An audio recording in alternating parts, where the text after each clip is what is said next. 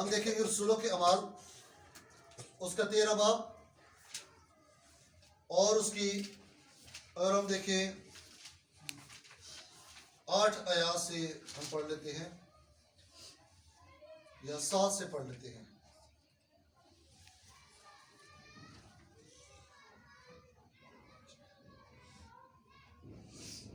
اب دیکھیں یہاں ایک جادوگر ہے جسے بر یسو کہتے ہیں.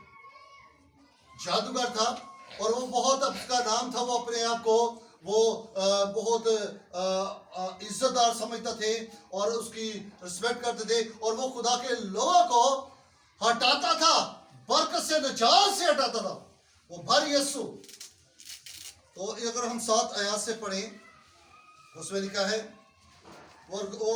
وہ سرکش پولس صوبہ دار کے پولس صوبہ دار کے ساتھ تھا صاحب جو تمیز آدمی تھا اور اس نے برناباس اور ساؤل کو بلا کر خدا کا کلام سننا چاہا, مگر الماس جادوگر نے کہ یہی اس کے نام کا ترجمہ ہے کہ اس کے مخالفت کی اور صوبیدار کو ایمان لانے سے روکنا چاہا. اور ساؤل نے جس کا نام پالوس تھا روح قدس سے بھر کر اس پر غور سے نظر کی اور کہا, اے ابلیس کے فرزندو, تو جو تمام مکاری اور شرارت سے بھرا ہوا اور ہر طرح کی نیکی کا دشمن ہے, کیا خداوند کی سیدھی راہوں کو بگاڑنے سے باز نہ آئے گا؟ اب دیکھ تجھ پر خداوند کا غضب ہے اور تو اندھا ہو کر کچھ مدت کے لیے سورج نہ دیکھے گا. اور اسی دم قہر اور اندھیرا اس پر چھا گیا, وہ ڈھونڈتا پھرا کہ کوئی اس کا ہاتھ پکڑ کر لے چلے. تب صوبیدار یہ ماجرا دیکھ کر خداوند کی تعلیم سے حیران ہو کر ایمان لے آیا. آمین, پریز دی لارڈ. اب دیکھیں اس جادوگر نے اس صوبہ دار کو روکنا چاہا کہ وہ ایمان پر قائم نہ رہ سکے. جو پولس اور برناباس وہ اس کو بتاتے تھے کہ آپ توبہ کریں, مسیح پر ایمان لائے تاکہ آپ نجات پائے اور آپ برکت پائے, کیونکہ خدا اسی لیے دنیا میں آیا کہ ہر انسان کی توبہ تک نوبت پہنچے. مگر وہ جادوگر ان کو روکتا تھا کہ آپ ان کے ساتھ نہ جاؤ, ان کی بات نہ سنو.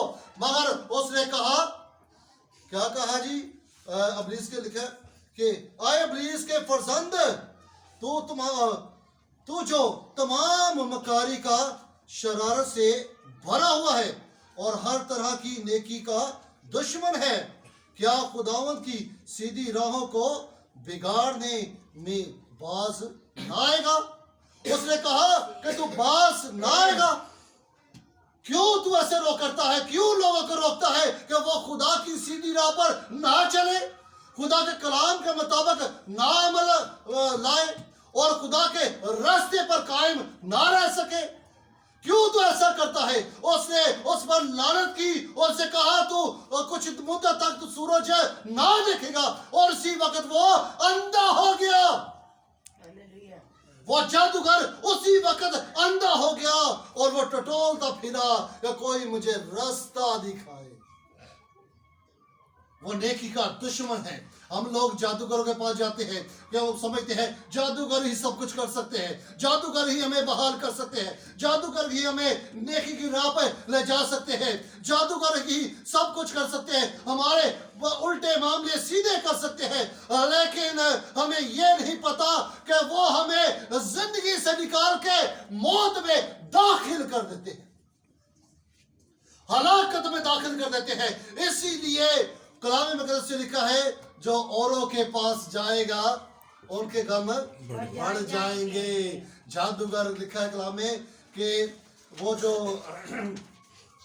کہ ایک آدمی جو تھا وہ کسی کو نہیں نکال سکتا, شیطان کو نہیں نکال سکتا. اگر وہ شیطان کو نکالے گا تو اس کی سلطنت میں پھوٹ پڑ جائے گی.